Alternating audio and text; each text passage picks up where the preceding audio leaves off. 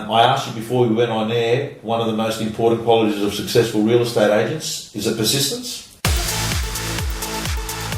Hi everyone, it's Tom Panos here. I've got with me an icon in real estate, Greg Hocking. That name is known when you talk about real estate in Melbourne, and today we've got 20 minutes together, Greg. Thanks, Tom. Hocking Stewart, you leave, resurface, Greg Hocking many years later. Mm-hmm. Persistence. Persistence, yeah, that's a key word. I asked you before we went on air, one of the most important qualities of successful real estate agents is persistence. It has to be, no question. I mean, you take a lot of hits in this business. As Ron Barassi said, it's not sometimes how hard you can hit, but sometimes how hard you can take a hit. Okay, so our viewers, a lot of them are outside of Melbourne, a lot are in Melbourne, but the story is Hocking Stewart, you're Greg Hocking from Hocking Stewart, you sold out what year? 2007. 2007, you took 3 years or 4 years? Forced retirement for 3 years, non-compete, yeah. Which did to the letter, and then was free to have another swing in 2010. What prompted you to have another swing? It was, I think, unfinished business, really, as it turned out. There's a story behind why we sold and what happened and what unfolded at the time. That's not for today, but I wasn't clearly ready to hang up my boots. So I felt that after about 18 months, it was time to refashion the business, look at what the journey that we'd travelled, look at the business model that we had enjoyed, looked at what was good, looked at what didn't work as well, refashion it and have another go. And you've come back, and when we say another go, we're talking, you're now at 7 offices. That's right. Okay, and they're all in inner Melbourne? Yes. Okay, what do you do in those 7 offices? You're the CEO? Yes, well, it's a different business structure. We have various partners in various business entities, and myself and Bruce Warburton are in the franchise business, and we have interests in various offices as well. But essentially, we're running a franchise model. Do you list and sell? Every day. You like it? I'd love it. I'm having a ball. The cut and thrust down here is razor sharp, absolutely razor sharp, and you have to be on top of your game. We're winning business, we lose business. As long as you're winning more than you're losing, you're in front, and that's the way I've always seen it. Like to be a little bit further than just in front, but it's something that starting up a new business with limited capital, which we did, not because that was the way we wanted to do it, that's all that was required. We became cash flow positive fairly quickly, but clearly listing and selling and ringing the till is what it's all about. Greg, is it hard a second time around? It was interesting for me because I had 15 years out of this cut and thrust. Not all of the tools that are deployed today were at my fingertips in terms of usability, because I had to come back in from a fairly rough and tumble 15 years ago to a very sophisticated way that businesses run today. When I'm talking about businesses, this is individuals in the industry, how they run their personal business as a list and sell salesperson. They're pretty sharp. All of the communication opportunities, all the online opportunities, I had to really brush up. Yeah, because Greg, what we're seeing is in 2014, salespeople can actually run a pretty big business as a salesperson in an office, isn't there? We never saw that. In the old days, you didn't have a $1 million rider with 2 assistants there doing their own thing, and that's common now, isn't it? Yeah, and and the opportunities are boundless under a brand. But as has been said many times before, people are virtually becoming brands within brands, and the attraction is to the individual.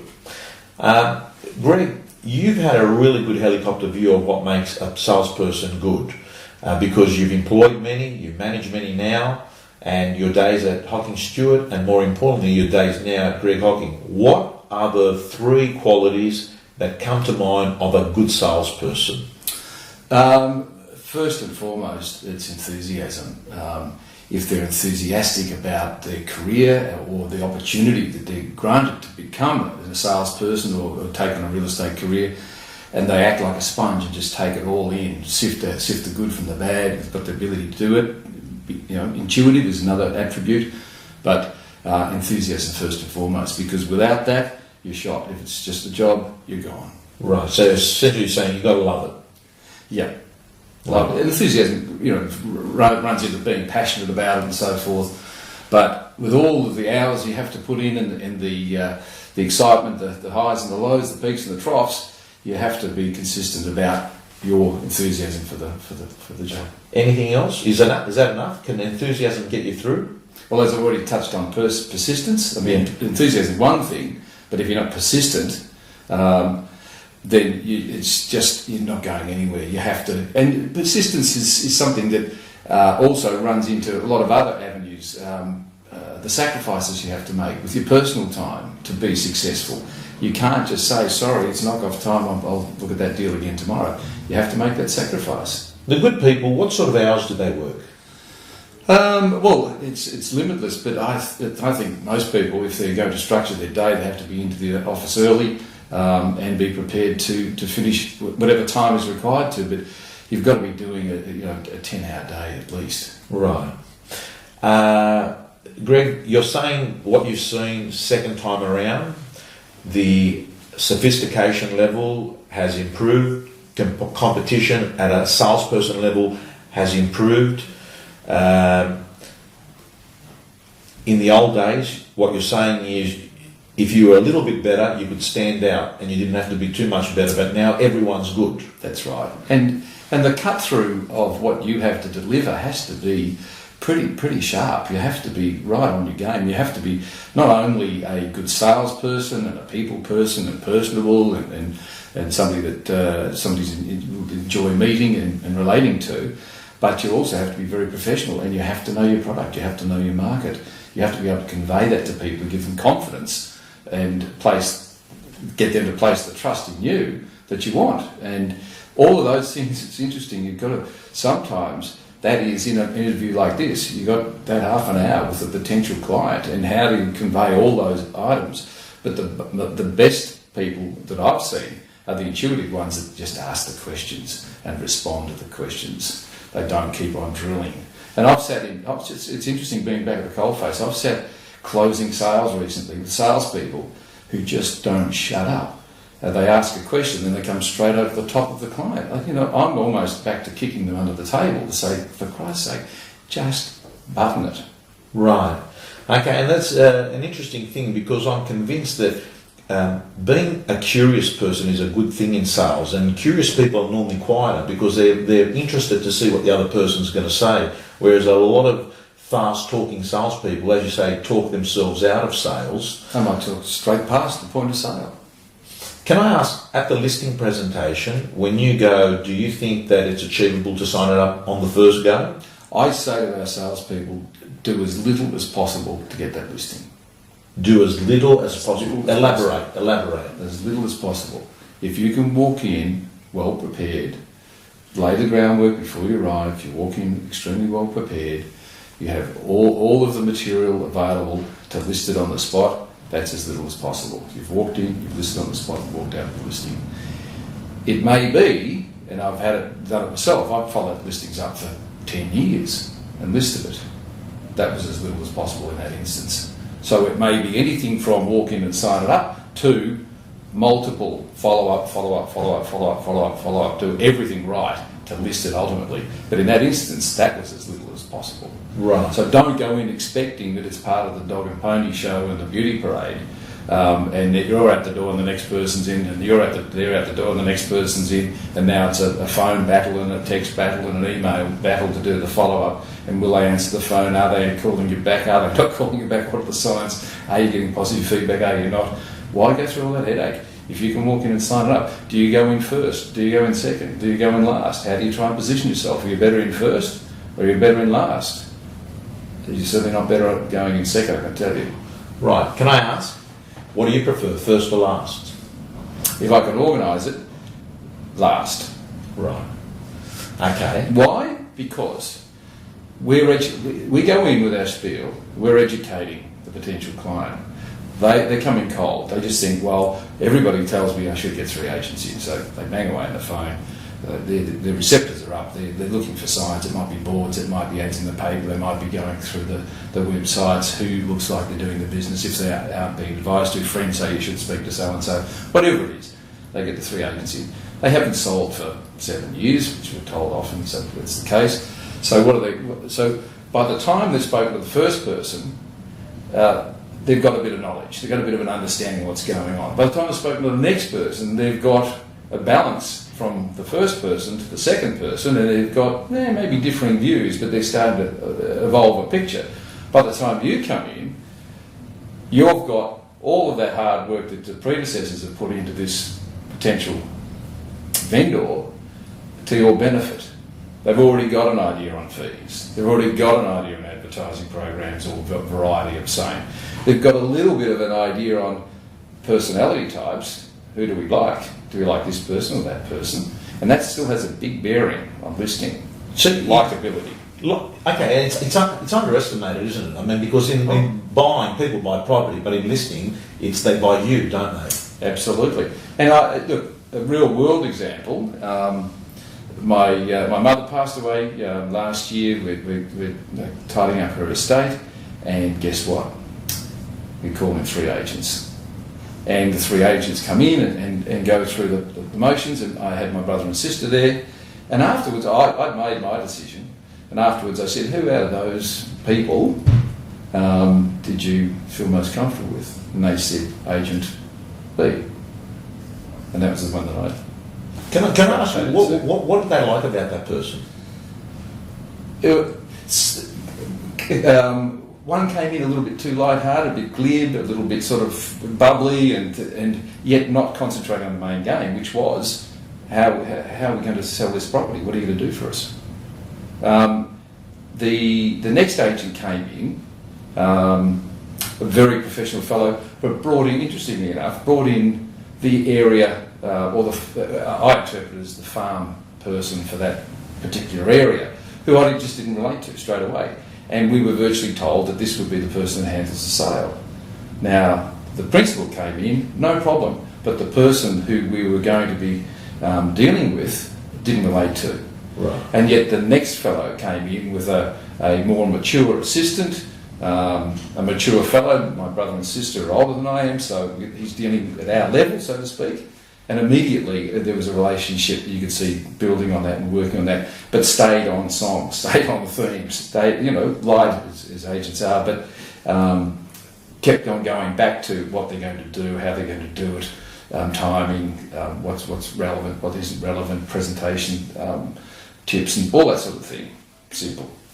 Okay, so I think it's really important because it's a fine line, isn't it? Because every listing presentation is going to be different because you're dealing with a different person, but at the same time you're saying this person stayed on song, stayed on track. So whilst the listing presentation will be different, the structure will be the same, and that is you're trying to get to an outcome, isn't it? And that is to get picked. And it's interesting too, and you have to be a chameleon in this business. You have to change your spots to suit your surroundings. You don't change the surroundings to suit you. Can I ask you on that point, is that learnable? Or are people born that way? Some will be born that way and others will learn it. Right. And you learn it because you have to learn it. And if you don't learn it, you're going to be at a severe disadvantage and you'll keep on losing out. In this instance, we've got the 3 of us together. My brother's busy, my sister's busy, I'm busy, at the family home, and it was a one-go show. It was a one-shot. You had to really come in, and if these guys understood that, they had to come in and give it their best shot on the spot, then that's how they're going to win the business. Okay, but that, Greg, to me, that is the kind of listing presentation that happens sometimes where 3 people come in, it's 0, 0, 0, all 3 are on equal ground. But in fact, real estate today in 2014 is quite different, where a lot of the times the listing decision is actually made before you walk into a presentation because people are judging you well before the day you walk in, isn't it? They're judging you at an open house. They're judging your ads. They sort of know who the agent is before the agent walks in, isn't it? And there's all sorts of subplots. They've been told to use agent A because their friends had a good outcome with them. You don't know that when you're coming in as agent B, for instance. And agent C certainly doesn't know that either, but you think you're on a level playing field, but you're not. They may have already decided we want to go with agent A, but we're now going to do a check with B and C. Yeah. Because we don't want to get stiffed on fees and advertising programs unnecessarily. We want some balance in our decision. So there's a whole lot of subplots that are always going on. And yet, from time to time, they're just genuine people, just genuinely wanting to get some information to make a balanced decision. So there is no really hidden agenda. So you just don't know at the end of each phone call when you're invited in or you've managed to get yourself an opportunity. So, but you have to go in there with a winning mentality. You have to go in there to say, this is winnable. And if I win this, I've won it because I've, obviously done the best I possibly can. You must be a good listener, Greg. Well, yeah, look, hopefully the record book shows. I mean, what makes you good? Back to the word passion. You can read passion. You can read the play and read. Yeah, look, trying as best we can to read the play. And look, it's interesting too because getting back to that comedian thing. Now, when I started out just on the corner here, I was 22 and appointed the sales manager of an office with no salespeople. So I thought this is fantastic. Sat there at a bare wooden desk with a phone. And that was it. No photocopier, no fax machine, no anything. And that's how it was back in 1978 when I started in that office. But one thing I did realise that I had to get skilled up and know the market. And a quirky little thing that I did was to look older because in this area, we're dealing with young couples in their, late 20s, early 30s through to elderly people. Right. And you have to relate to the older people as you do the younger people. So how would you look older? Grew a beard. Right. And that worked for about 8 years until I thought, I don't need this anymore. Right. When we started, Andrew and I started Hocking Stewart, Andrew leaned over and he said, mate, that beard's got to go. And I said, well, okay, that's all right. We were 30 years of age and had a little bit of credibility. So, and market share. Saying that, do you think, like a young person that's watching the video as they're maybe sitting down thinking about what you've just said, if they're young looking and they're 25, is that a disadvantage for them today? It can be. It can be. But the way I tried to counter it, I don't know whether it was right or not, was be spot on with values and what's happening in the market. So when I walked in, they go, who's this young fella? Presumably. And then I'd go rat-a-tat-tat. I'd be saying, well, the house round in Wright Street got whatever it was at the time, but the one round in Richardson Street, which was better, achieved this, but we got for around here in Greg Street, this price, which was better than both of those because this is what we did, Right. And I'll be talking about all these things that they may have been looking at themselves. So I was just cut straight through and had to lift the game for me based on professionalism. Okay, people watching this video, particularly those in Victoria, will say, but Greg Hocking's Greg Hocking. He's got a brand name now. He's an attraction agent. People know of him. Do you feel that's the case? Do you feel that you've got an unfair advantage at listing presentations and you get caught out? I don't. No, not at all. Not at all. Not anymore because all the same key elements. Every opportunity is a fresh opportunity. They might say, oh yeah, it's nice to deal with Greg, but then the opposition goes in and says, oh, he's too busy, can't possibly handle it. Why would you give it to him? I can do all this and I can do all that. So immediately I've got to deal with that as an issue. Oh yeah, that's all very well, but Greg's made all his money. What does he need to do this for? Just a couple of old guys, Greg and John, having a bit of fun. Well, it's nothing like that. We are as competitive and sharp as you like. Yeah. And we still get really cranky when we lose a listing, I can tell you. But my attitude is lose one, get two.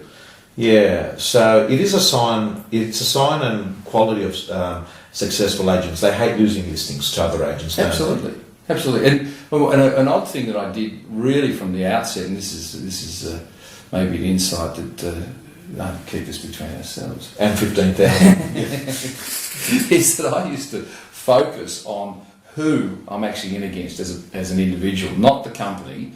I'd find out who I'm in against and know the nuances or have an understanding or a bit of an understanding of where this conversation is now going to go. What they'll be saying about me, what I need to do to counter about them and their organisation.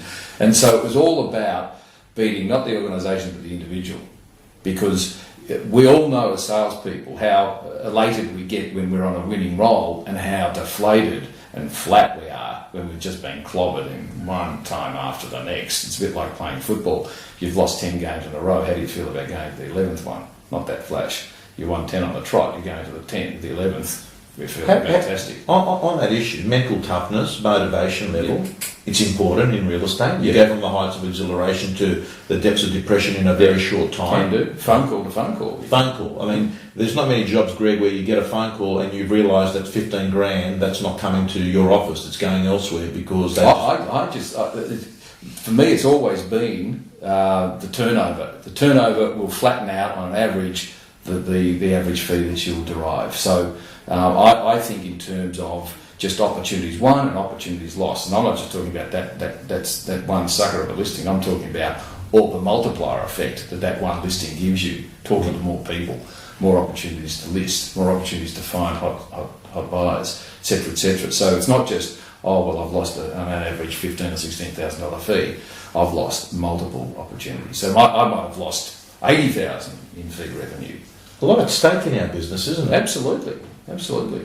So, can I ask, recovering from a setback, when you're down, when you've got that phone call, and say you don't have a terrible week for the rest of the week and don't drop out, is there any tips you can leave to the viewers about response and getting back up? Yeah, look, and look, it's happened to me, obviously thousands of times over the years, as it's turned out, and conversely, many more thousands of times in the positive. But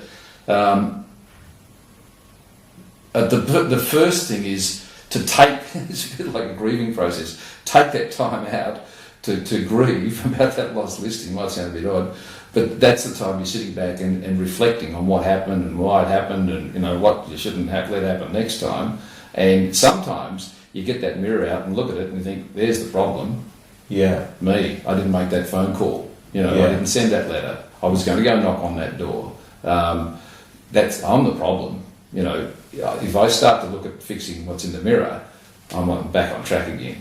Yeah, and I think one of the things when I'm working with agents, Greg, I always say the two most powerful questions you can ask yourself is, what have I done that contributed to that situation?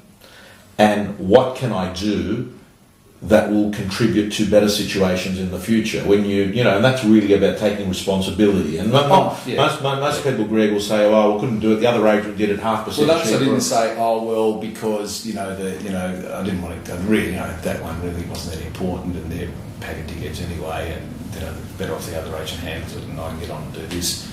I'd never go down that path. Right. It's always I've lost and they've won, and that's not a good thing. And what's the learning in this? I think it is just sharpening. It's just sharpening up. You've really got to sharpen up on what. And look, sometimes you just don't click with people, and so don't beat yourself up too much. If that was the case, if you just didn't click, it just wasn't happening, and that happened from time to time. It just was the personality thing. But again, if you get a terrible phone call, get out and make some positive ones. Get back on the horse very quickly. Do not wallow. I mean, it was interesting when I started out here. There was an estate agent who had a good market share, and we started to build up our market share and built. And we'd win listings, and they used to win them, and it's hard for them to regroup and figure out. And he couldn't figure out what was going on. He got so head up that. He used to go home and jump in his swimming pool to relax, because he was just so on edge. Right. He did a lot of swimming there for a while. Okay. Greg, let me ask you on, you guys are reasonably good, and previously you built your whole business on an attraction business on vendor paid marketing. Yep. And lots of marketing, and you're going down that path now. Your colours have changed, you're blue, looks nice and cool. You're pretty good yourself at getting vendor paid advertising. Mm-hmm. How do you pitch it to a vendor in a marketplace that really says there's no need to do VPA, there's thousands of buyers, market's hot, databases? Yeah, I think, look, market to market sets the ground. So if you're in a market that is accepting and understanding of vendor paid advertising, then it's the quantum of vendor paid advertising. It's not the whether do we have to pay or not, it's how much. Yeah, what do we have to pay? And that's where often the personal opinion of the client will come in. I never look at the press. I always look at the press. I never look online. I always look online, diverging views. I mean, clearly it's skewing a lot to the online, but certain property types, it is the passive buyer who's not overtly banging away every night looking for their property, high-end property, but when it presents itself, there's the board, there's the local paper advertisement, there's maybe the mainline press advertisement, they'll respond. So, you've got to get a balance right for the individual. And then it comes down to your craft. I mean, how do you sell that? And clearly also, it's interesting, talking to a couple from the UK the other day, at a property I had open, and they said, "Oh, that's great, we just sold our property in the UK." And I said, "Oh, that's terrific." And they said, "Yes, after 3 years. It's been on the market for 3 years." And I'm thinking, crikey, here, if we don't sell a property on a 6 to 7 week cycle, we're tearing our hair out. This is just, the market's collapsed, there's nothing coming wrong here, what's going on? So it's a very dynamic and fast-paced marketplace here, which reflects badly on a result that isn't achieved in that tight time frame. Yeah. And how do you achieve that? What's at your disposal? How do you craft that sale? What's appropriate for the circumstances? That's where. Yeah. Greg, why do some people do bad in real estate? They look good. They've got everything going for them on the surface, yet they'll make $70,000-$80,000 a year in real estate for a decade. We see that all the time. In fact, I would say most real estate agents across the country probably earn under 100. Well, one of the key words that we haven't spoken about is urgency. Right. Now, if you're a salesperson, you've got to create urgency in your prospects, your prospective sellers, your prospective buyers to bring the sale together. But who's the first person you've got to create the urgency in? Yourself. And of course, if they're casual about it, lackadaisical, it just basically, I'll wander to the office at 10 o'clock and stand around the water cooler and chew the fat and maybe make a few calls, and the boss has tossed me a file to open this property, and it's a bit of a tough one, and spoke to a few people. It's all over. What's the point? Why spend the hours? So the issue, what you're saying is, some people have got urgency and want and desire, and from that, everything tears down. I mean, it's great to skill up. It's terrific to read motivational books or books to help you skill up, attend seminars. But what we're talking about is somebody who is, as I said earlier, acting like a sponge, taking as much information in about their craft as they possibly can. It may simply be observing the best person in your office that goes about their business in a very straightforward fashion, and seeing what they're doing and maybe applying some of their techniques to what you do daily. But it's the want and the desire to do it that will drive your career ahead. It's not sort of like it's got to land in your lap that, I'm having a terrible month, I haven't had any files handed to me to sell this month. Right.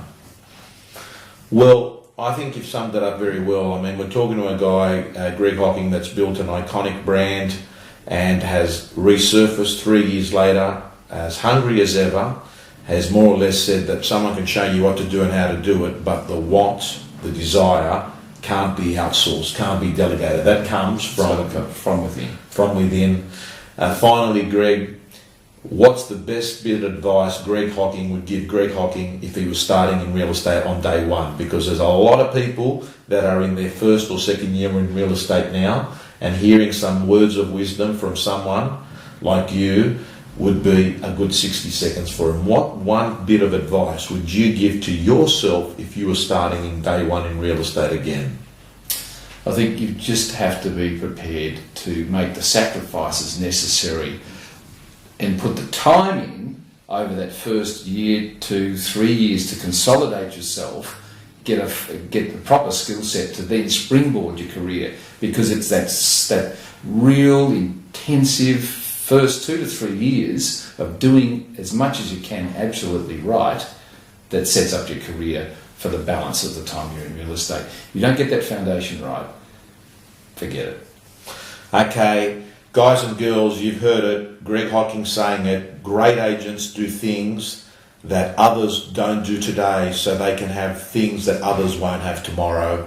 Thank you so much, Greg. Thanks, Tom. Pleasure. Thank you.